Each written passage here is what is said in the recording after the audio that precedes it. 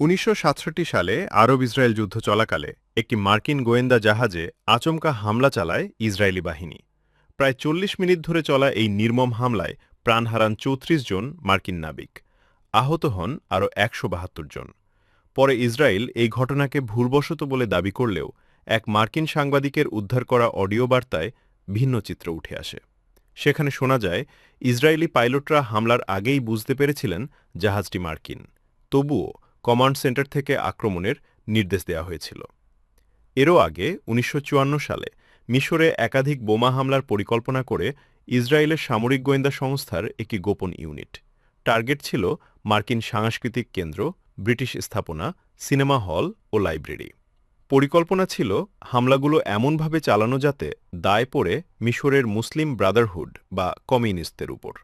উদ্দেশ্য ছিল ব্রিটেনকে বোঝানো যে মিশর অস্থিতিশীল এবং তাই তারা যেন সুয়েজ খাল অঞ্চল থেকে তাদের সেনা প্রত্যাহার না করে। তবে অপারেশনটি ব্যর্থ হয়।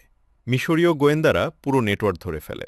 আমিস বিশ্লেষকদের একটি অংশ মনে করেন, বর্তমানে যুক্তরাষ্ট্র, ইসরায়েল ও ইরান সংঘাতেও একই ধরনের কৌশল অর্থাৎ ফলস ফ্ল্যাগ অপারেশন ব্যবহার করা হতে পারে। ইরানের দাবি, তারা মধ্যপ্রাচ্যে যুক্তরাষ্ট্র ও ইসরায়েলের সামরিক স্থাপনাগুলোতে হামলা চালায় এবং প্রতিটি হামলার দায় আনুষ্ঠানিকভাবে স্বীকারও করে। তেহরানের অভিযোগ, শত্রুপক্ষ লুকাস নামে একটি ড্রোন তৈরি করেছে, যা ইরানের শাহেদ ড্রোনের নকল, যা ব্যবহার করে ইরানের প্রতিবেশী দেশগুলোতে হামলা চালানো হচ্ছে, যাতে আঞ্চলিক দেশগুলো ইরানের বিরুদ্ধে ক্ষিপ্ত হয়ে ওঠে। যুদ্ধ শুরুর পর থেকে মধ্যপ্রাচ্য জুড়ে ও আশপাশের অঞ্চলে একের পর এক এরকম ফলস ফ্ল্যাগ অপারেশন চালাচ্ছে যুক্তরাষ্ট্র এবং ইসরায়েল বলে দাবি ইরানের। গত 5ই মার্চ আজারবাইজানের নাকসিবান আন্তর্জাতিক বিমানবন্দরের কাছে একটি ড্রোন হামলা হয়। এতে বিমানবন্দরের একটি অংশ ক্ষতিগ্রস্ত হয় এবং আশপাশে বিস্ফোরণের শব্দ শোনা যায়। 8ই মার্চ ইরাক সিরিয়া সীমান্ত এলাকা থেকে আসা দুটি ড্রোন তুর্কের আকাশসীমায় প্রবেশ করে।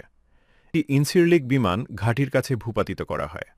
পরদিন 9 মার্চ ভোরে সাইপ্রাসের আকাশসীমায় কয়েকটি ড্রোন প্রবেশ করে। একটি পাফোস বিমানবন্দরের কাছে বিস্ফোরিত হয়।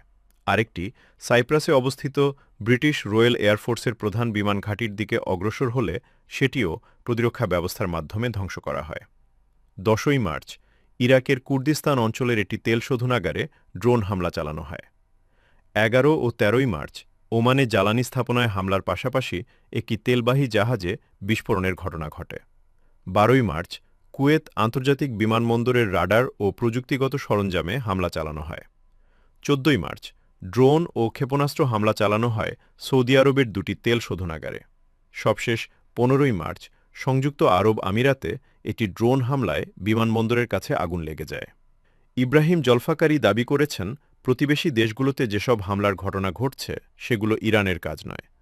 তার ভাষ্য অনুযায়ী শত্রুপক্ষ নকল ড্রোন ব্যবহার করে ইরানের প্রতিবেশী দেশগুলোতে হামলা চালিয়ে তেহরানকে দোষী দেখানোর চেষ্টা চালাচ্ছে। তিনি মনে করেন, আঞ্চলিক দেশগুলোর সঙ্গে ইরানের কূটনৈতিক সম্পর্কের মধ্যে অবিশ্বাস তৈরি করাই এর উদ্দেশ্য। এছাড়া ইরানের শীর্ষ নিরাপত্তা কর্মকর্তা আলী লারিজানি আরও একটি গুরুতর দাবি করেছেন। তার মতে, যুক্তরাষ্ট্রে আবারও 2001 সালের 11ই সেপ্টেম্বরের মতো বড় ধরনের সন্ত্রাসী হামলার পরিকল্পনা চলছে। তিনি অভিযোগ করেন, কুখ্যাত মার্কিন ব্যবসায়ী জেফ্রি এপস্টিনের নেটওয়ার্কের অবশিষ্ট অংশ এই পরিকল্পনার সঙ্গে জড়িত এবং ভবিষ্যতে এর দায়ও ইরানের উপর চাপানোর চেষ্টা করা হতে পারে। বিশ্লেষকদের মতে, মধ্যপ্রাচ্যের চলমান সংঘাতে সামরিক লড়াইয়ের পাশাপাশি তথ্যযুদ্ধ ও মনস্তাত্ত্বিক যুদ্ধ গুরুত্বপূর্ণ ভূমিকা রাখছে। এরকম আরও ভিডিও পেতে আমাদের ব্রিফ বাজার ইউটিউব চ্যানেল ও ফেসবুক পেজ সাবস্ক্রাইব, লাইক ও ফলো করে রাখুন। শাহরিয়ার, ব্রিফ বাজার।